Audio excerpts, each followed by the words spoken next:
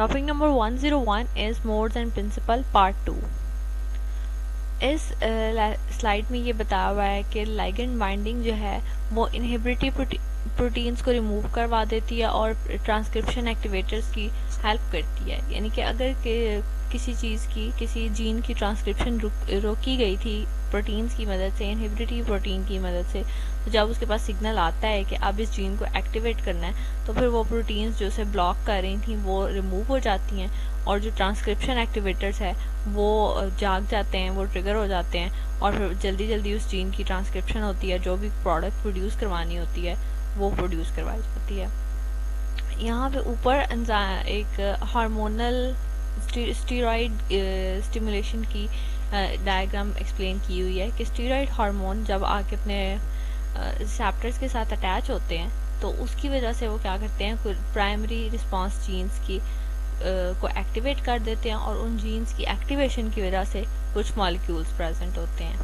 लेकिन जो steroid hormones का इफेक्ट है ना, जिस तरह हमने ऊपर देखा, पिछले लेसन में देखा था कि एसिटाइलकोलिन की वजह से एक NO की प्रोड्यूस हो, नाइट्रिक ऑक्साइड प्रोड्यूस हो रहा था, वो शॉर्ट लिविंग सा इफेक्ट था।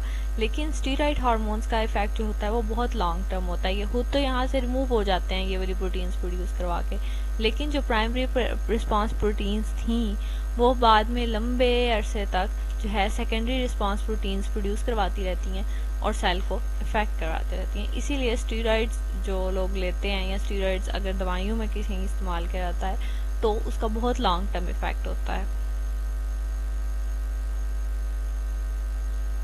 स्टीरॉइड्स बेसिकली होते क्या हैं, वो small hydrophobic lipid soluble molecules होते हैं, जैसे कि रेटिनॉइड्स हो गए। इसके अलावा जो है स्मॉल हाइड्रोफोबिक लिपिड मॉलिक्यूल्स और भी हो सकते हैं, जैसे थायराइड हार्मोन्स भी ऐसे होते हैं, रेटिनॉइड्स ऐसे होते हैं, विटामिन डी की सेम फॉर्म होती है। लेकिन स्टीरॉइड्स का जो इफेक्ट होता है वो बहुत लॉन्ग टर्म होता है।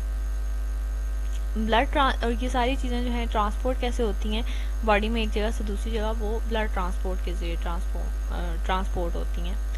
और इनको जो लेके जाने वाला कैरियर होता है ब्लड, आपको पता है कि ज़्यादातर एक्वस सोल्यूशन है, वाटर का सोल्यूशन है ब्लड। लेकिन हमने अभी कहा कि ये सारे मॉलिक्यूल्स जो हैं ये हाइड्रोफोबिक लिपिड सॉल्युबल मॉलिक्यूल्स हैं।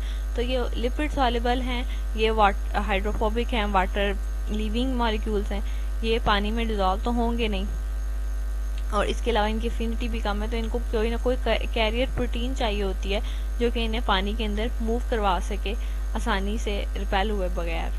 और जब ये अपने टारगेट पे पहुंच जाते हैं तो वो कैरियर प्रोटीन बाहर छोड़ दी जाती है और ये आगे जाके अपना काम कर लेते हैं रिसेप्टर पे जो भी इन्होंने एक्टिविटी प्रोड्यूस करवानी होती है।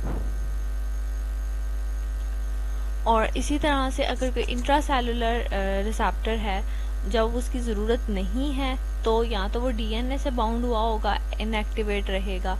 इनके इंट्रासेलुलर रिसेप्टर वो जिसने जाके ना न्यूक्लियस के अंदर एक्टिविटी परफॉर्म करनी है, तो उस इनएक्टिव रखने के लिए या तो वो DNA के साथ बाइंड हो जाएगा या फिर उसे न्यूक्लियस से ही बाहर रखा जाएगा कि अभी तुम्हारा काम नहीं है, तुम बाहर रहो अभी, क्योंकि उसका NLS नॉन फंक्शनल रहेगा।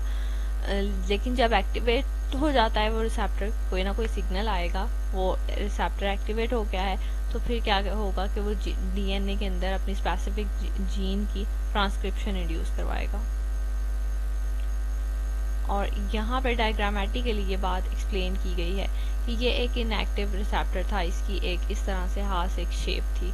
जब ये रिसेप्टर एक्टिवेट होता है तो उसकी शेप ही चेंज हो जाती है। उसकी शेप चेंज होने से देखें, ये जो लाइट ग्रीन का सारा पोर्शन है, इसने एक्चुअली काम करना है, इसने जाके जीन के साथ अटैच होना है और उस जीन की ट्रांसक्रिप्शन इंड्यूस करवानी है। लेकिन इस शेप में ये ऐसे बिल्कुल यहाँ से ये जो इनहिबिटरी प्रोटीन है ये आधी इसके ऊपर आई हुई है और इसकी शेप इस तरह की नहीं है कि ये DNA के साथ जाके अटैच हो सके। लेकिन जब इसकी एक्टिवेशन हो जाती है तो आप चेक करें कि इसके साथ एक आके लिगेंड बाइंड हुआ है, तो इसकी सारी शेप ही चेंज हो गई है और ये ग्रीन वाला जो पोर्शन है ये बिल्कुल एक्सपोज हो गया है। अब ये बासानी जाके DNA के साथ अटैच हो सकता है और ट्रांसक्रिप्शन हो सकती है टारगेट जीन्स की।